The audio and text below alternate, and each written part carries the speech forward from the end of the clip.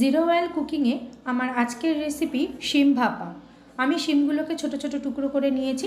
যদি ছোট শিম হয় তাহলে আপনারা টুকরো করবেন না, গোটা শিমই একটু নুন একটু হলুদ মাখিয়ে বেশ কিছুক্ষণ রেখে দেবেন।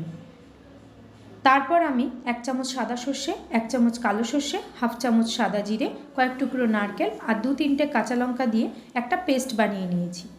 এইবার ওই নুন হলুদ মাখানো শিমের মধ্যে পেস্টটা ঢেলে তার মধ্যে কিছুটা নুন আর কিছুটা চিনি দিয়ে দিয়েছি।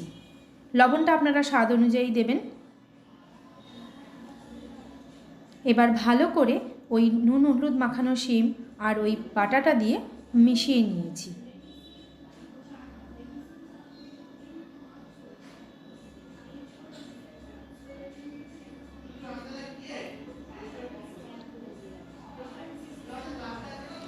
এবার একটা স্টিলের টিফিন বক্সের মধ্যে ওই মিশ্রণটা শিম শুদ্ধ আমি ঢেলে দিয়েছি।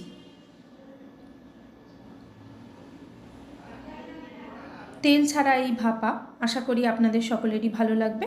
খেয়ে দেখবেন আর কমেন্টে আমাকে জানাবেন যে আপনাদের কেমন লাগলো।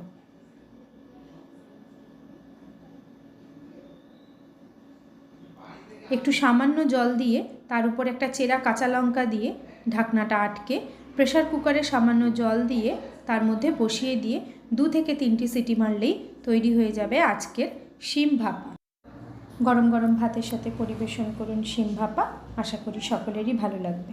নমস্কার।